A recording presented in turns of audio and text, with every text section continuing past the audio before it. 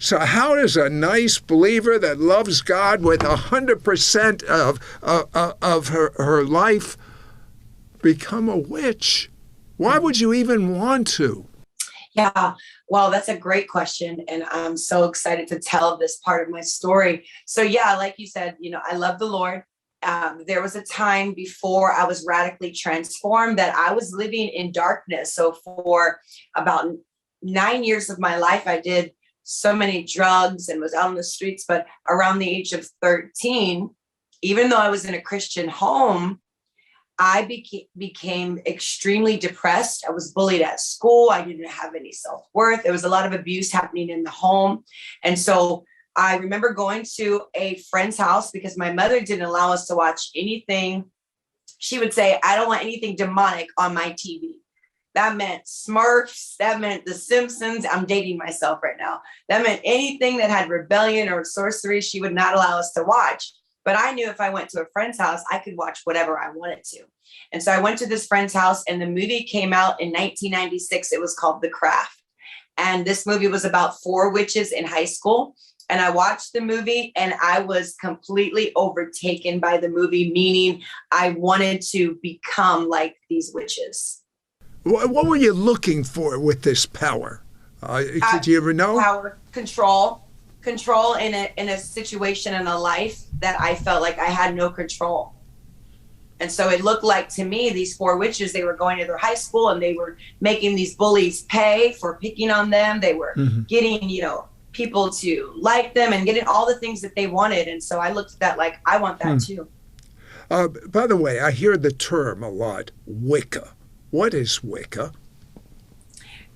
Yes, Wicca, Wiccan, pagan beliefs. These are people that practice witchcraft, and they believe in, there is not one God.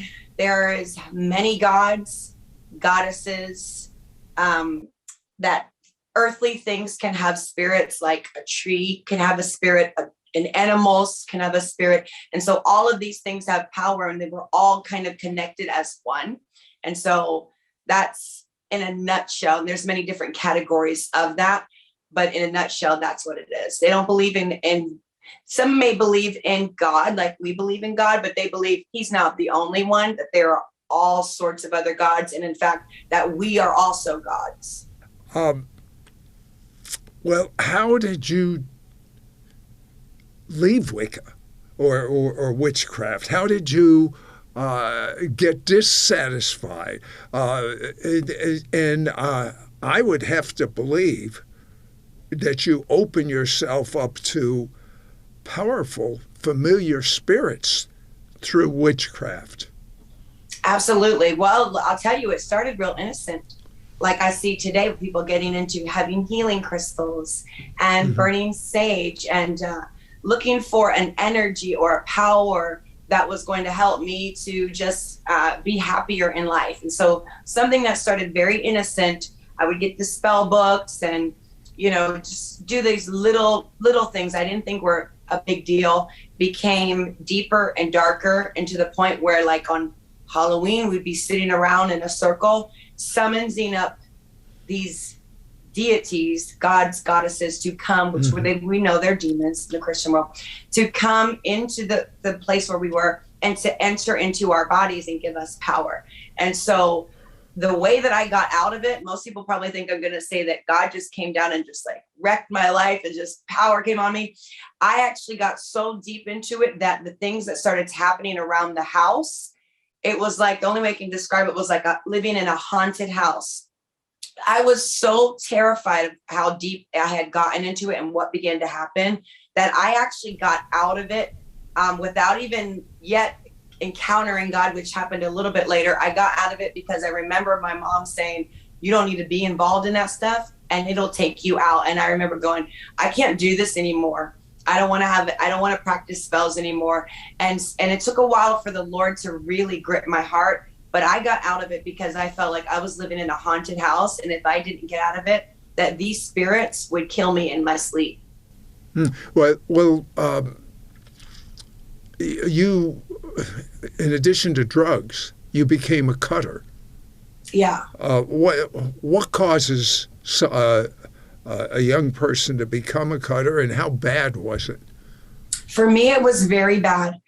It started off in high school. I came home one day, I was bullied. I was just having a terrible day, you know, being bullied and picked on at school, and then coming home to a place that's supposed to be safe, and then being bullied, abused, and picked on by your parents and your family. It's just like a 1-2 punch. And the enemy, he knew what he was doing by setting me up that way. And so I saw it as a way to escape. There was so much pain inside. I thought, I have to let the pain out. And if I cut, maybe a little bit of that pain can escape. And really, many times, Sid, you know what I would hear?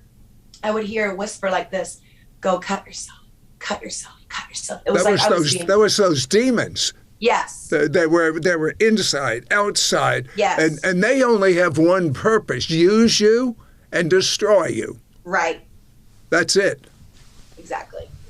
And at one point, I remember looking at my arm and counting the cuts. I had 56 cuts all up and down my arm. My arm looked like it went through a shredder. It was something I did almost every single day. So you left that, but God's hand was on your life, and you, how did you make the full, I mean, you're such a radical believer in the Messiah today that when I hear your background, I say, tilt, it doesn't compute. Right. What was the process? After about 9 years of witchcraft, which led, of course, to drug addiction, I was addicted to meth and heroin, in and out of jails. I mean, the whole thing. At one point, I was living in people's sheds in their backyards like an animal, hiding, using meth. Just, it was insane. And I got pregnant with my daughter, who is 12 today. And I got to the lowest point in my life. And I remember just screaming out to God, God, help me, with the most gut-wrenching scream. And I was just done. I had not eaten in days, not showered in days. I had no home, no life, no job, nothing. And I was a drug addict, and I was pregnant. And I cried out to God. And I'm telling you, at that moment, I knew God hears me. He's going to come and rescue me. And sure enough, I remember hearing just a big old knock on the door a few days later, a big, ginormous knock, which you know is the police when you hear that kind of knock. And they came in to this hotel that I was in using drugs, and they arrested me. And I took that long drive to jail, and the lady ministered to me in the car, the police officer. She literally ministered to me. I don't even know who this lady is. She just said, you have a purpose. You know, God's got a good plan for your life. You don't need the, and I remember her. I don't remember her name or anything. And I'm telling you, God used her to really minister to me. And I never went back from that point on. Well, you know what? The most amazing phenomena I observe, I observe things, I feel things. The minute you opened your mouth about God revealing himself to you, the presence of God was on those words. The same presence of God that came on you is coming on the people that are listening. But I have to go back to the witchcraft just for a moment, and I have to ask you, what does witchcraft have to do with Halloween? Halloween is just trick or treat, children having fun, costume parties, Christians and non-Christians alike celebrating. The Christians can say, we don't think anything about the bad things from Halloween. But let's start out for basics. What is Halloween? Well, Halloween is a celebration of the dead. And it started out with Celtic druids years and years and years and years ago. This whole entire holiday or day was created to summons up the god of the dead. And they would basically call on the people who had passed on, who were in the graves, for their spirits to come and roam through the earth on this day, that they believed that there was a veil that was thin crossing over from summer into the next month. They believe that veil was thin going into the next season. And so because the veil was thin between the spirit world and the earth world, that the two could collide.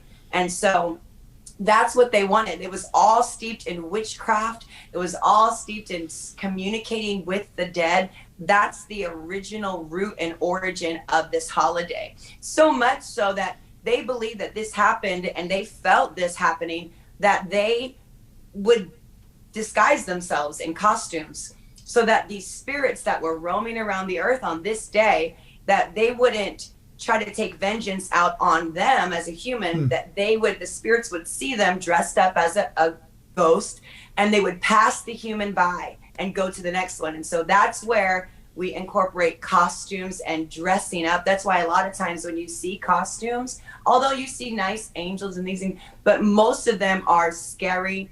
They are horrific. They're ghouls and goblins and all the things that bring fear.